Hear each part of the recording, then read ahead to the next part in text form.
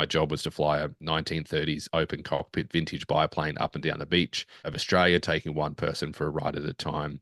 And this incredible gentleman, we talked, he hopped in the airplane. We started the airplane. It was so old, you grabbed the propeller and threw it with your hand to start it. And Hmm. taxied to the end of the runway, turned around, took off. End of the airstrip, went beneath the nose of the airplane. We lost power, had an engine failure, pushed your nose down, and did everything I could in the next few seconds. But ultimately, it wasn't enough.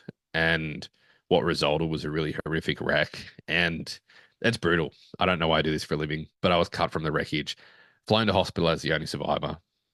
And yeah, brutal. So Wow. anyway, 5 breaks in my back, shattered facial bones, almost removed right ankle, spinal cord injury at L1, burst fracture, complete paraplegic, no movement or feeling from my waist down. But honestly, all of that was irrelevant because I was the lucky one.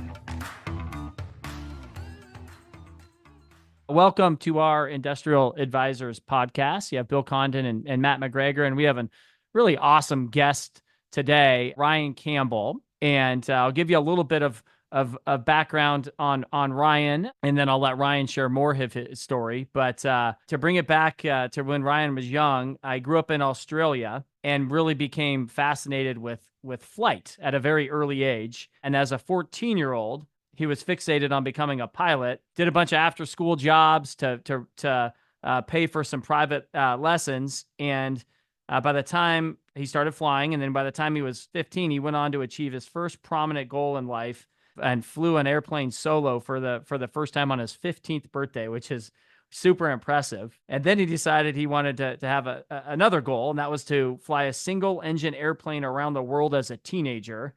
And the next 2 years of his life, he spent working for that and raising money. He trained and planned and made international headlines as he flew his way around the globe in a rented airplane, was in 60 Minutes, countless television appearances and radio and print interviews. And the kind of world watched you chase your dreams, I guess, if you will. You were named one of Australia's 50 great explorers, the 2013 Australian Geographic Young Adventurer of the Year, and a finalist for Young Australian of the Year, which is pretty impressive. You wrote a book, Born to Fly. Is that correct? Yeah, absolutely. Full of spelling mistakes, but there is a book out there. And then, after you flew around the world, you had a crash, and I'll let you go into that. But you really were a complete paraplegic after the crash, and your how you rebounded from that is really an impressive story. You're a motivational speaker now, and so we'll dive into all of that. But fantastic to have you on our podcast. Appreciate you taking the time. Tell us what you do kind of for fun right now, and a little bit about life today before we go into the entire story. Yeah, I mean, great to meet you guys. Good afternoon, and great to be on here. There's a lot of questionable decisions in that bio when I sit here and listen to it back, but yeah, it's been an adventure for sure. I'm a full-time speaker now here in the US and get to share those stories, but really kind of share what we think is a really crucial mental health and well-being message as well. So, what do I do for fun? You might not believe it, but flying is fun. So, you obviously mentioned, an accident. We'll talk about that in a moment. But I have a little Piper Cub, a little yellow Piper Cub, which was honestly my dream airplane when I was a kid. And I get to fly that airplane now and go up and fly with my buddies and watch the sun come up and the sun go down. And it doesn't go fast at all. It really doesn't go anywhere very well, but that doesn't matter. It just flies. And it's a massive source of joy in my life. Outside of that, I live here in Nashville in Tennessee, as you can tell. I try and convince people I'm from West Texas. That's my favorite hobby here in the US. But I am an Aussie, so really it's anything water-based for me, being back in Australia, being by the salt water, being in it, on it, fishing, swimming, whatever kind of revolves around that lifestyle. I just find that's my biggest source of joy outside of my family and my friends and nieces and nephews. So I have a lot of hobbies. I'm definitely a hobby guy. But yeah, flying and salt water and traveling, seeing the world and spending some time with family at home is it's top of the list for sure. Oh, being an Aussie, you guys got quite a bit of attention in the Olympics, maybe for Oh, the let's not. I, bomber. I will hang up this call. Yeah. I'm sure. Uh, No more yeah. Very questions good. from No, Matt. Yeah. that's Yeah, it. there's That's none of it. that. Like you're out. It's yeah, Okay. that's yeah, for all the wrong reasons, but let's not go there. That's right. Well, first of all, just for the listeners, we wanted Ryan on the show because he's a keynote speaker at IAMC Quebec in a few weeks. So everybody going there. This is a precursor to his fabulous keynote that's coming up. I believe Wednesday morning at the conference. That's it. Absolutely. Can't wait to be there. Well, maybe back us up and tell us a little bit about your dream of flying. And by the way, as a pilot, I can't even imagine a single engine plane, although you picked the right one for it. The Sierras. For those that don't know, that one of the few planes that has a ballistic parachute for a single engine plane. And so you flew it around the world. Tell us about that. That's insane.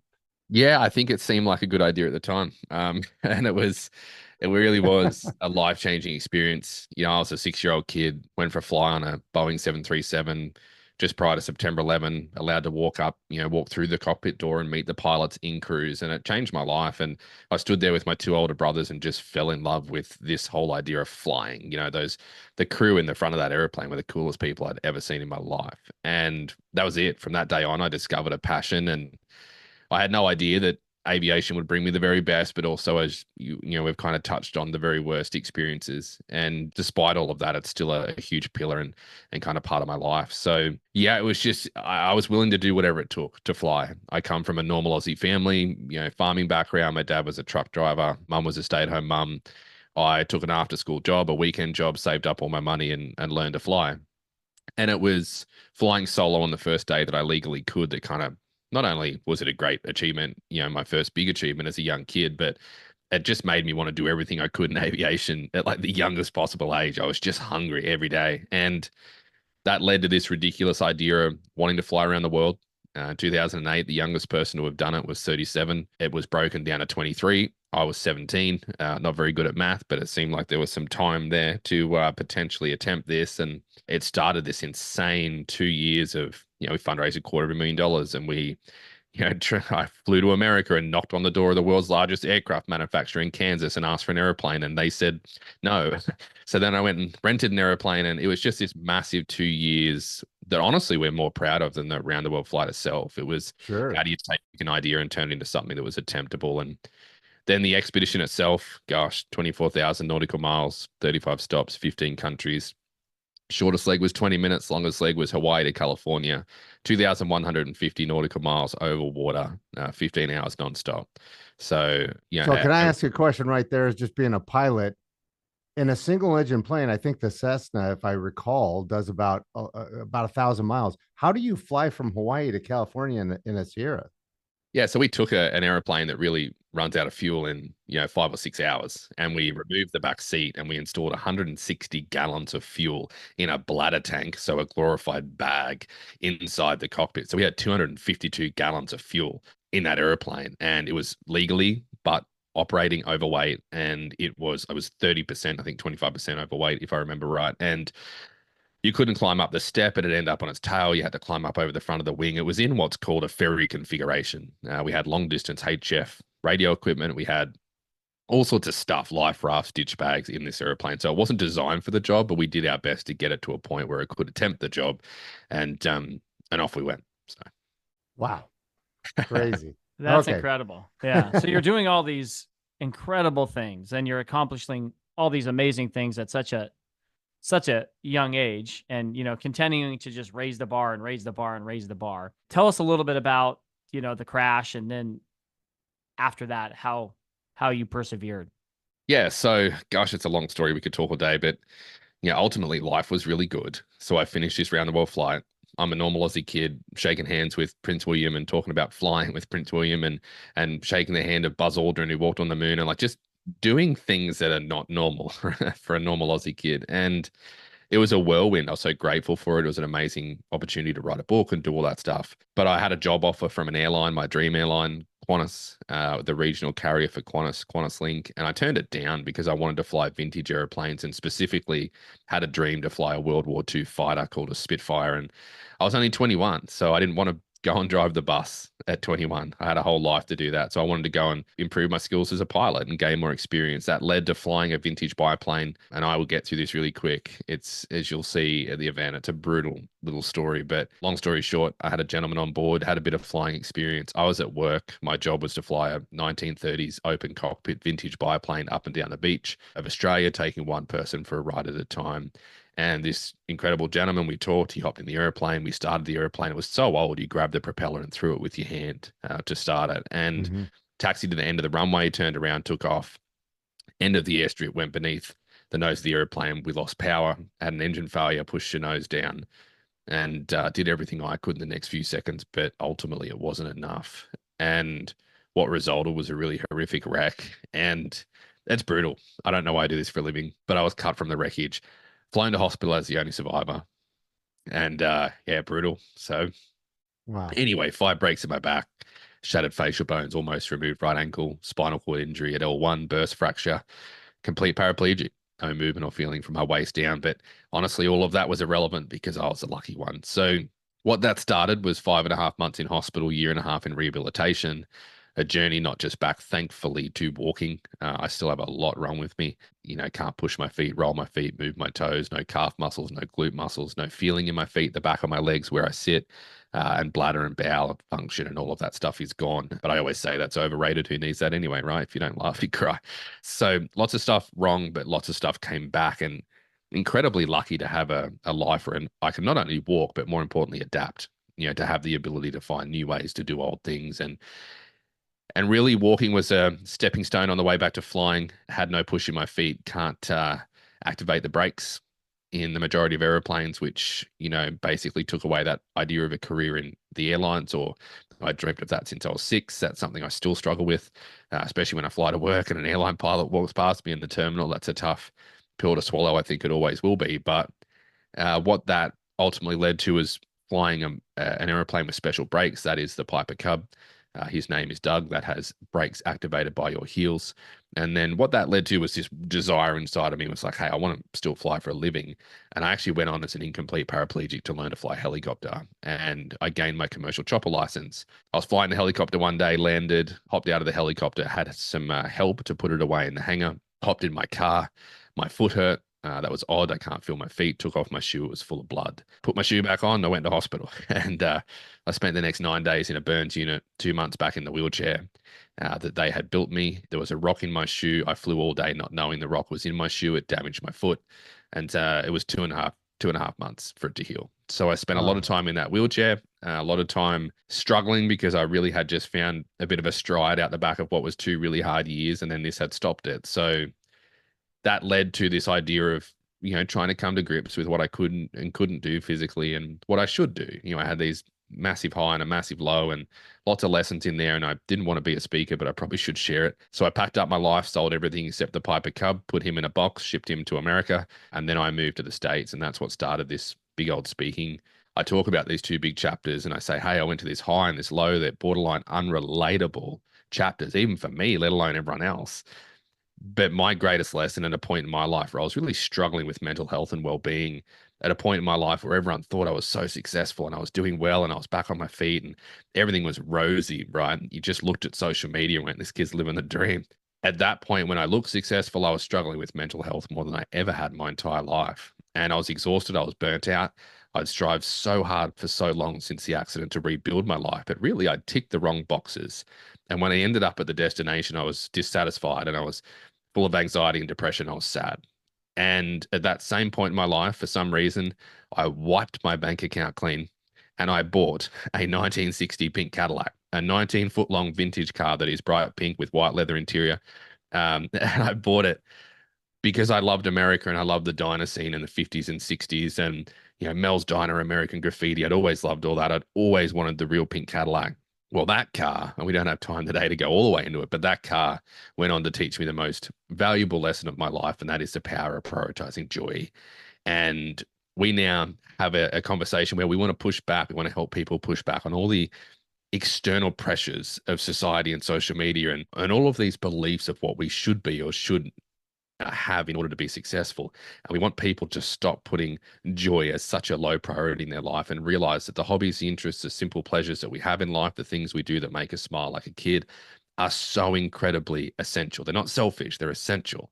And stepping back is ultimately what allows us to show up better in our lives, not just as an employee or a manager of a team or the head of an organization, but really as a mom, a dad, a brother, a sister, a sibling. And for me, at the end of the day, the greatest lesson was parked in my driveway. So I'll never be more surprised as I am when I look at what I speak on now and how powerful this conversation is and how much momentum it has gained. For the pink Cadillac to be the center point of it is really intriguing to me. Well, that's an amazing message. And I have to ask on that pink Cadillac, what was it like when you bought it? And did you have to completely restore it, or was it, was it already restored? It was already pink. It's definitely a driver. It's not a show car. We drive it in the rain and let people climb in it and lean against it, and we don't worry about it too much. It's just it's a car that we use. But it was pink when I picked it up, and it was everything I ever imagined. I'd been to Graceland, visited Elvis's house, but the car itself is not necessarily. It's amazing, and it's kind of awe-inspiring how big and unnecessary and ridiculous it is. But it's just, I've never seen an item produce so much joy in the general population, from a 6-year-old kid to a 96-year-old man or woman. Like, it's just the conversations that it starts, the moments that car has created, I believe, are the basis for everything. And more importantly, the emotions that you feel when you're part of those experiences. So yeah, it's an amazing message. It's inspiring. It's unbelievable what you went through and your recovery and the message that you are now able to communicate to the world. And maybe real quickly, tell us what your speaking life is like. Like, what is the road? How often do you speak? And what type of speaking engagements do you do? We do a outside lot of industrial real estate? we do. It's got to be your first industrial real estate podcast. Yeah. We do everything from, you would be surprised, Bill, but we do everything from, we just did, multiple thousand employees with Monster Energy. We've done companies, McDonald's, GE, Wawa, but we've also done associations. We do a lot of healthcare groups, a lot of healthcare industry stuff, really talking about burnout, mental health and well-being. That's an industry that needs it more than ever. And as someone who spent 5.5 months in hospital, nurses are the top of my list. So that's a great industry to get to speak to. But it is a conversation, I believe, even though a lot of speakers niche down into different industries, this is a conversation that applies to everyone. And it's a very rare place to be, because most conversations don't, but this one does. And so we speak to all different industries. It's a lot of travel. It's a lot of time on airplanes. And even though I don't actually really love the speaking side of it, walking onto a stage and spending 60 minutes digging up good times, but also some really hard times for me, it's taxing, to be honest. So to get to do that, it's still a privilege because of the conversations that come as a result of that. So the people we get to meet afterwards, opening up a door for them to share their hard story, to talk about their mental health struggles. There are some sobering stories that we won't even get into today, from, vets from overseas and what they've been through, to everyday people here who just, I believe adversity is a byproduct of breathing. We're all struggling to a certain extent. We all have something that we're up against, and I get to see that firsthand. So that's why I do what I do. So that's what my life looks like. Lots of travel, but really lots of opportunity to get to meet people and have important conversations. The story is unbelievable, as Matt mentioned. And, I could tell, you were getting emotional as you were sharing some of that. So I want to thank you for being willing to do that. I know you've shared it, multiple times, but I appreciate you being willing to share that with us.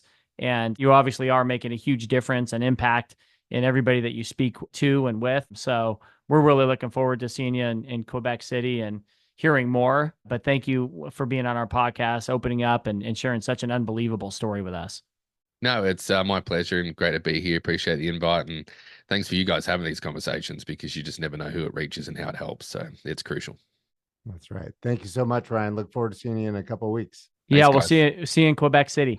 Sounds good. See you soon. All right. All right. See you. Thank you. Thank you.